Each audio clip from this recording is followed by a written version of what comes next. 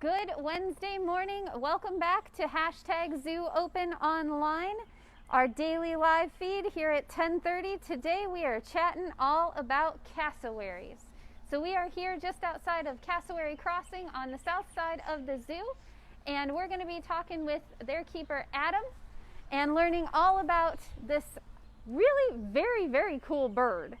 So we'll give you guys a moment to get in here and join us and let us know that you're here. We'll give some shout outs, do our morning announcements, and then get right to it. Good morning, Tony. Hi, Carissa. Thanks for tuning in today.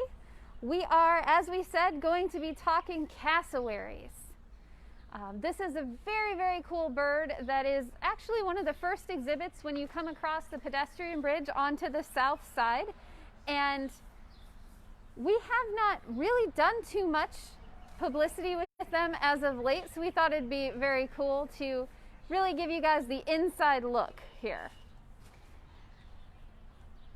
Hi Adam, good morning Max and Rachel. Chase is excited. All right. Hi Sky, good morning Theo, William, and Marcus. Hey Ulrich. Hi Jason, good morning Sam, Charlotte, Amelia, and Emily. I'm sorry, and Emmy, I'll get it right. And hi Connie and Link. Hi Izzy and Ypsilanti. Good morning Andrew and Leah. Chase says these are modern day dinosaurs. That is a good description there. Hi Jaden and Tiffin. Good morning to the Riker kids. Hi Austin and Alicia. Hi Dennis. Good morning to the Bishop family. Hi Gavin and Grayson, Athena and Caden, Shelly, Caden, and Michaela. Hey Jenna and Noah, thanks for tuning in. All right guys, as we said, we are checking out the cassowaries, and yes, you will get to see one live here in just a moment.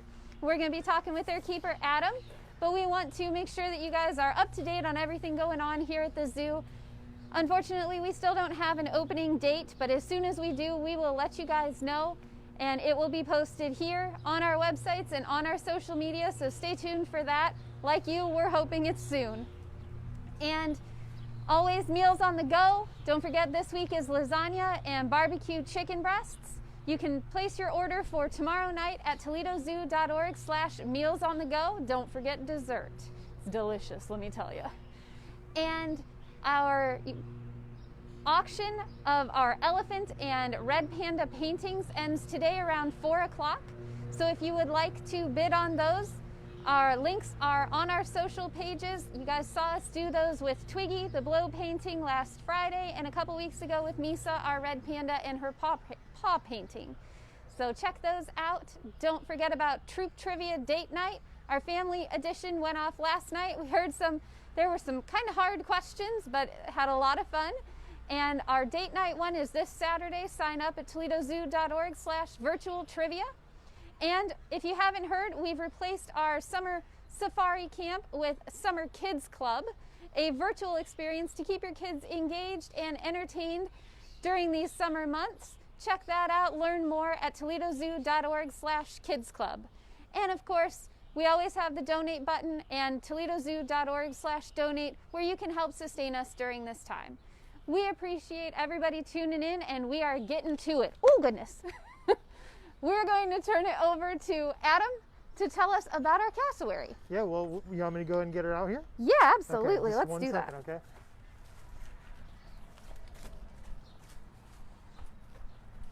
All right. Adam is going behind the scenes to let our cassowary out, and we are in an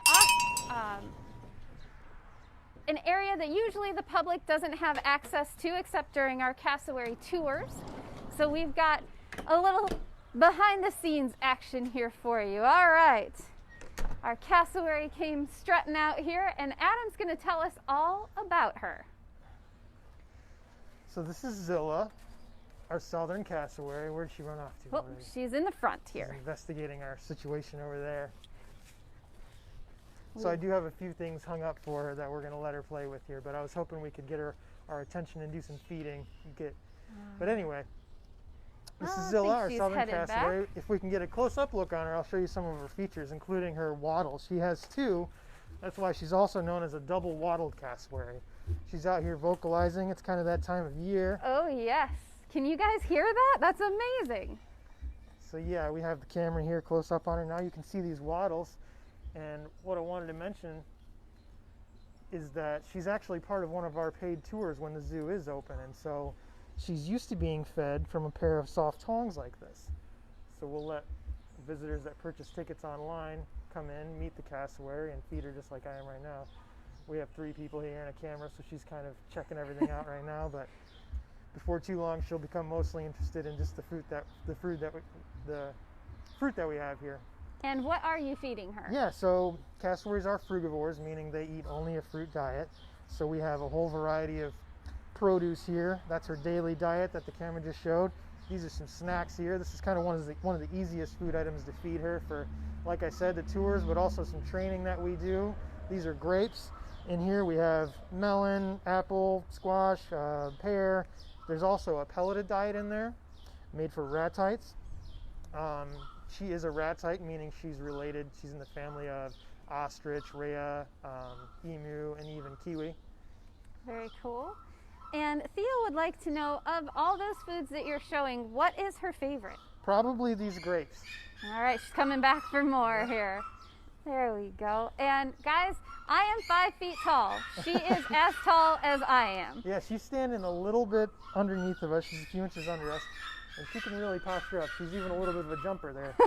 She does. She's got some ups there. So they live in the forests of northern Australia, southern Papua New Guinea. That's actually our Siriama that you can hear right now. Southern Papua New Guinea, that's where they get their name Southern Cassowary, and also parts of Indonesia. So they live in the rainforest and forested areas, and that's where they're going to be foraging for fallen fruit all day long. So we try to emulate that diet as closely as we can. But occasionally, if she sees a low-hanging fruit, she'll jump up and snag it right out of the tree. That is so cool. And Mary Beth is commenting that her head is beautifully colored. Talk to us about those different colors. So, cassowaries are actually monomorphic, meaning there's no difference between the 2 genders. The males and the females look the same. A lot of times with the male birds, you get more colorful plumage. In this case, both genders are colorful, and so it's really just a vibrancy to show that she's a nice, healthy individual. She can attract a mate that way. They actually have a unique, well, I shouldn't say unique, but an interesting breeding system in which she goes into the male's territory, she goes looking for him, she lays eggs in the nest that he builds, which is just a little scrape on the ground with maybe some leaf matter, a little bit of a mattress. She'll lay 3 to 5 eggs in his nest, and then he'll incubate for about 50 days. Oh, wow. Meanwhile, she leaves. He'll incubate and then wind up raising those chicks for about 9 months. That is amazing, and that actually leads right into Kyler, age 6's question. And you said, yes, they do lay eggs. What season? So, being the part of the world that they're from, they're kind of on the opposite season of here, and they would breed like kind of in the winter time. But here, if we did have a male for her, probably right around the springtime is when she would breed for us. She has laid eggs in the past. Initially, we did have her, I believe he was a half-brother, a sibling, and we raised them together from about 6 months old. Once they hit that maturity age of about 3 to 4 years, we had to separate them because they are naturally solitary animals. They only come together for that breeding season. We actually sent our male to San Diego for a breeding program. So that's we just cool. have Zilla right now. And Amy asks, how old is she? She is just about, I believe, 8 years old. She hatched, double check this, she hatched June 15th of 2012. So her hatch day is coming up here in just a couple of weeks. Yeah. And Chris asks, how dangerous are cassowaries? So yeah, great question. They're known to be and thought to be the most dangerous species of bird in the world. If you guys noticed, her grand entrance that we made there, I actually shifted her out via a pulley system out of the barn that she slept in overnight. So I had no physical contact with her. Our penguin keeper, Robin, she actually raised these guys. I give credit to her for all the shift training she did with them. So I can open a door. You may have heard the cue, the bell that I rang, and she knows to go out that door, and there's likely to be food waiting for her. All right. So because she's so dangerous, we don't have any contact with her. Everything's done protected just like we are right now. Even when I'm doing the tour, I ask people to maintain a little bit of distance from the fence, because what's so dangerous is if you look down at the feet, the inner nail on each foot is actually more of like a claw. Yes. It's a maybe 3 to 4 inch claw, and so they have a very powerful kick that they can jump and kick forward, and that's what does some serious damage. So confuses a lot of people because, like I mentioned, she's a vegetarian, but they are very territorial animals, and they will need to protect themselves, and especially need to protect their nest as a male. One thing I didn't mention between the male and female is that she's actually about 1.5 times the size of the male. Oh, wow. So she's about 125 pounds right now. Our male, at a full-grown age, I think he was about 80 to 90 pounds. And as we said, she is almost as tall as I am. Yeah, well, like I was trying to show her posture up a little bit. I think when she really stands up, she's closer to 6 feet tall. Yeah, she's probably taller than me. Yeah. That's true. All right, let's see. Charlotte wants to know what's on her head. Great question. I was waiting for that one. Me too. On top of her head is called a casque, and a casque can serve different function in bird world. With her, it's the leading theory is thermal regulation right now, meaning it helps control temperature. If you were to do a thermal study on this casque, you'd actually see there's a lot of vascularity in there, a lot of blood flow, and they can use that to release heat. Another theory is it's actually to help receive vocalization. So I mentioned how territorial they are. They can have a territory of up to, like, I think 17 square miles, and so locating each other when breeding season comes around can be difficult. Sure. So you might have caught her rumbling at the beginning of the stream when I first released her. She was doing a little vocalization. She's got these air sacs at the base of her neck there. They'll inflate and deflate, and she's got a really, really low frequency vocalization. It can actually get so low that the human ear can't see it. So the casque may also help receive those vocalizations from long distance. Really cool. And these are flightless birds. That's right. So she's really got no significant wing structure. If you look, there's these spines hanging from her wings there. Those are basically the equivalent of fingernails. Those and her feathers are both made of keratin, which is the same protein our fingernails and hair are made of. So that's really just left over from evolution of flightlessness.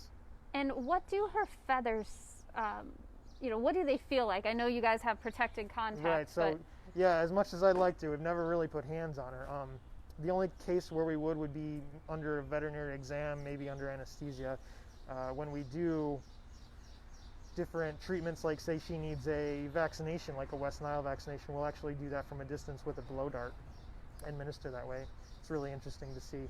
What was the original question? Sorry, I kind of got off track. What do her feathers feel like? Are they soft, coarse, long? Yeah, they're coarse, and what's interesting about ratites is that each feather follicle actually puts out 2 spicules. So if she were to drop a feather right now, it actually would be 2 coming down into 1 follicle. It's kind of unique. Oh, that's cool. I did not know that.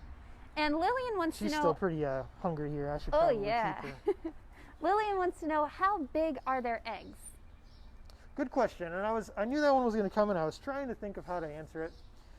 And I always want to relate it to an ostrich egg, but then I realized people probably don't really all know how big an ostrich egg is. So I guess maybe if you were to take a softball and sort of elongate it into an egg shape, that's about what you would get for a cassowary. So 3 to 5 of those she would lay. Wow. And what's cool about the cassowary egg, besides the size, is it's this really pretty green speckled egg. Ooh, neat. Yeah, and so they blend in pretty well with, like I said, that little leaf mattress that the male would build on the ground and she would lay her eggs in. All right, and Rowan, we've said this is a flightless bird, so no, they cannot fly, but he'd like to know, how high can they jump? You know, I've read, I think she could probably touch the rim of a basketball net if she wanted to. Wow. So that's 10 feet. The fence all the way around is probably, I'd say 8 feet, and we're in no danger of her jumping that, but I'd say she could probably touch a 10-foot rim with the top of her bill if she really was driven to. The male, like I said, was a little lighter, and so I think he might have been even a little springier. And Lucy asks, Is that thing on its neck related to a chicken, and what is it used for? Yeah, so it's called a wattle, and yeah, chickens, turkeys, other birds have them, and it is kind of a display. It doesn't really serve any function besides kind of a display, so a nice healthy wattle indicates a nice healthy individual. Awesome. So if she was out looking for a male, and she's got these nice, and during breeding season they will engorge a little bit, shows she's kind of ready to go. All right, and Connie wants to know, does she have a tail? Nope, no real tail. A lot of times tails for birds are used for flight, for steering flight, and so that's not really needed here. She's more just really sleek. Like I said, she'll live in the forest, so she's really living in dense forest and undercover, and so it's best for her to have this dark plumage. She can really hide out. The chicks, when they hatch, are actually like a brown striped color, and when they hatch, they're precocial, so they kind of follow dad around pretty quick. What I mean by precocial is they hatch, and within a day or two, they're relatively mobile. They're able to feed themselves, but like I said, they'll still stick with dad for about 9 months. Wow.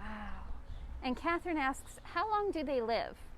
I've read 30 plus years, especially in captivity, when they have a nice, healthy, steady diet, and they're not threatened by anything, and they have good veterinary care. 30 plus years is. All right. And Debbie asks, what are her predators? An adult cassowary has no real predators besides humans.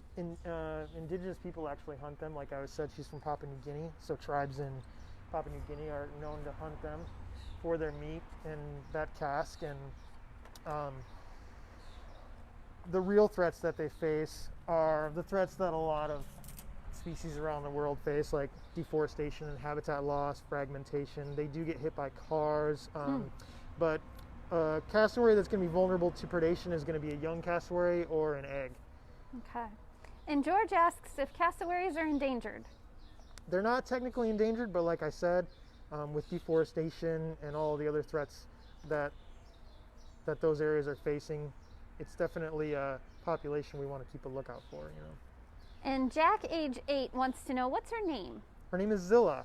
I'm not sure the complete origin of that name, but I assume it's something to do with Godzilla. So I wanted to show, she has been target trained. It's been a little while since we've done this, but the idea here is she touches that target and she gets a reward. We can move her around a little bit this way. Say I wanted to view her left side. Good girl.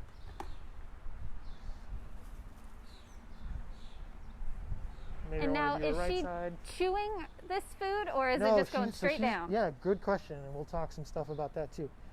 She swallows her food whole, and so they're known to be ecologically valuable because she swallows the fruit whole. She travels a distance. She excretes the pit or the seeds of that fruit, and she plants new trees. So she is a seed disperser. Yeah. That's very cool. Yeah, she's a seed disperser, and she can swallow food. I mean, she could probably swallow something up to the size of like maybe a baseball, maybe even bigger than that. And so when she does, we try to chop her food up a little bit to help with digestion and everything, but when there's some vocalization there. So this isn't one that we can hear. There it is. Oh, there it is. Hear that bass? Yes. Can you guys hear that?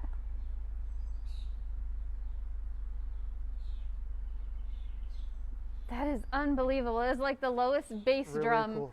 Yeah. So, and it'll go a little higher than that, and then you can hear it, but that was some really low stuff. And when she's in the barn and does that, it kind of vibrates the place. It's really cool. I bet. Wow. So you can see how that could carry, though, under a higher pitch frequency is not going to carry like that, and so she wouldn't be able to. That is so cool. And talk to us about her eyes. She was just looking me eye to eye here. She's got very pretty eyes. Yeah. Very pretty eyes, and so probably, very good vision for scouting out the fallen fruit, like I was saying. Now she's doing a little bit of preening here, keeping her feathers nice and neat. Very cool. Seth wants to know, how fast can they run? From what I've read, 30 miles an hour, maybe upwards of that. I've definitely seen them. I've seen her sprint across this yard, so I believe that number. This isn't really probably a big enough space for her to really get cruising, but she moves pretty effortlessly. You guys want to move over here and see if we can try out some enrichment here? Absolutely. Tell us what you've got hung up here. Okay, so in her barn, I like to hang things up. I hang up like a half a melon, or sometimes something like a gourd that she can knock fruit out of. In this case, I have a half a melon right here. And this is kind of a trial, actually, so we'll see how she responds. Well, she's definitely curious as to what you're doing. So yeah, once we drop this down here within reach and get her attention over here, I'd say right there is probably a good spot. All right, and here she comes, checking it out. Got that cool strut going on. Yeah. All right. Oh, yeah. And this is half of a cantaloupe. That's right. Awesome. Violet would like to know, can they swim? Can they swim? That's a good question. I would guess they can. I would guess they're adequate swimmers, but I don't know that they ever need to. That's a question I should know the answer to. She doesn't do any swimming here at the zoo, but she does have a pretty good sized pool. We let her bathe in, drink from. Sometimes on the hot days, I actually have a misting system up here. I would run it if it was a little bit warmer, but I have a misting system, and so we'll create a little bit of a mud pit for her to wallow around in. Cool. And Thomas asks about the vocalization she was making. What would drive her to do that? So mainly to locate a male. So that could be what she's doing right now also. But, you know, birds in general vocalize for a lot of different reasons. Alarm calls or contact calls to other individuals. Being solitary, it's probably mostly vocal location of a potential mate. A lot of times when we did have our male, he would be in our separate yard and they would vocalize to each other quite a bit. Very cool. And Alex asks, when's the best time to see Zilla? Really all day long.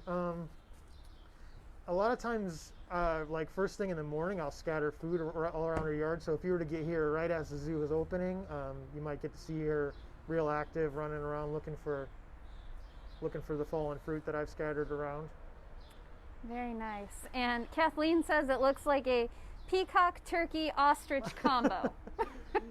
Yeah, I can see that with the color and the wattles. Definitely. And Carlin wants to know, is she related to ostriches? Yes, she is. Probably her closest relative. So she's tied for the second largest bird in the world, just under ostrich. All right. And Izzy is wondering if they have more than one stomach. Nope, just one stomach. One stomach. One thing I kind of wanted to mention, and no one's brought it up yet, but a lot of people like to comment on how she looks like a velociraptor from like the Jurassic Park movies. And so what I've been told is that the creators of the original Jurassic Park actually studied this species, if not her actual parents, and studied them when they modeled their velociraptors. So her movements, that toe, that inner claw, like I pointed out, and her movements and mannerisms, maybe even some of the vocalizations she can make, they kind of studied those when they modeled their velociraptors. So a lot of people comment, wow, she looks like a velociraptor, but really it's kind of the other way around. That is really cool. And Nathan would like to know how smart they are. Just hold it. Yep. Okay. So their brain, we have sound? Yep. So their brain isn't really too big. I don't want to kind of put this lightly. I wouldn't say she's the smartest bird, but you know, she is inquisitive. She's, like I said, she's got some trainability. We have her target trained, we have her shift trained, so probably not the highest problem solving skills, but she's got a little bit of intelligence. Yeah. And Peter asks, can she climb? Nope, no real climbing skills. All right. And Carlin asks, so is she related to dinosaurs? As you were mentioning, she looks kind of ancient. Right. But are they actually related? Well, in a way, all birds are. So in that way, yes. But she is, as far as their lineage, I wish I knew exactly like when they were thought to branch off evolutionarily. And Caleb, age 6, asks, is Zilla our only cassowary? She is right now, yes. Like I said, we did bring her up with another male. We since have sent him to San Diego for a breeding program. But right now, she's our only one. Like I mentioned before, they're solitary anyway, so it's not really like she's lonely necessarily, or she's getting along just fine. Good deal. And all right, let's see. Ulrich, age 4, would like to know if she prefers a certain color of food, or basically if she has a favorite color. I think she really goes for the bright red stuff. A lot of times if we have red grapes, I think she might like those over the green grapes, but an apple with the red skin on it, I think it's got that, it's bright, easy to see. She'll go for that kind of stuff. Cool. And Andrea asks, do we plan on getting her a male companion? Possibly. It's still kind of up in the air, but that could be something in the future. Okay, so you guys will just kind of have to stay tuned on that one. And again, we are here in Cassowary Crossing on the south side of the zoo. And Adam has rigged up another pulley system here. And now he is putting down a gourd. Is there something in there, Yeah, Adam? just some of her normal diet, some different fruit. We'll see if she wants to check that out. Like I said, this is kind of a trial. Well, she's going to take some shots at it, I think. Yeah. I'm going to lower it down a little bit more for her. There you go. Oh, I think she liked the challenge. She's going to have to knock it around a little bit if she wants to. So like you said, a little bit of a challenge there. Kind of keep her busy. See what kind of problem-solving skills she does have here. If she starts knocking that around, she'll get a little bit of reward, and then she'll catch on quick. She'll enjoy that for sure. And this is just part of the enrichment that we do for our animals. You guys have heard us talk a lot about it, and it's always species appropriate and something different. Something usually has to do with, part of their daily diet, but it's a way for our keepers to be creative and find new ways to engage our animals. Annabelle asks, how many hours does she sleep? I would guess probably about 8 hours. We shift her in at the end of the day. She stays inside and she kind of beds down, and then our lights go off. So maybe like 8 to 10 hours she probably sits down. And do they sleep laying down? She'll sit down. She'll sit down on her hocks. So it's kind of what you think of as knees, but it's actually their ankles. She'll sit down. Trying to think of another bird people might be familiar with that would sit down. But she'll sit down and not necessarily lay down, but sit down on her ankles and sleep like that. And relax a little, Yep. huh? Okay. Sometimes she'll be doing that out on exhibit too. And you mentioned that it's how hard is it to tell a male and a female apart? Until they're full grown, it could be difficult because, like I said, there's no real difference until they're old enough that size difference kind of indicates that gender. Okay. And Lincoln, age 4, would like to know, how far can they walk? You mentioned they have a big territory. Yeah, like I said, they're known to have a territory of up to 17 square miles, and there are some really interesting studies out there of what kind of ground they cover in a day, and I mean, it's significant. There's studies on, like we were mentioning earlier, how they act as seed dispersers, and so they'll eat some food, they'll travel some significant distance before they excrete and, like I said, potentially plant new trees. Very cool. All right. Well, Adam, we're going to end with a question that we ask most everybody that we're interviewing here. Okay. What is your favorite part of being a keeper? Of being a keeper? I think my favorite part of being a keeper is probably getting to learn about all the new species. Whenever we're getting a new species at the zoo, it's always a new challenge to try to provide the best life we can for them here, and it's also probably the most fulfilling for me. So very cool. And Adam is one of our bird keepers, so he is working in our aviary, also out here.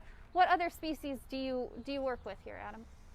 Well, I work with pretty much at any given time. I could be working with anybody in the bird department. Work with all of the mammals in the back of the aviary too. We have our sloths and our primates back there, the armadillos. You've really gotten to branch out as they've added more to the aviary. So that's kind of what I said. I've really enjoyed that aspect of the job. And working with birds, I mean, there's already so much diversity that we get to learn so much all the time. You never stop learning, so that's probably, there's never any complacency in this job. And do you have a favorite bird? We won't tell Zilla if it's not her. I can't answer the question. It's like choosing one of your favorite children. All right, well, Zilla's off to discover some more food. So we are going to head out for the day, guys. Thanks so much for joining us. And as we've said, As soon as we know when the zoo is going to reopen, we will let everybody know on here, on our website, and on our social. Thanks, Adam, for joining us today, and thanks for tuning in, guys, to learn all about our cassowary, Zilla.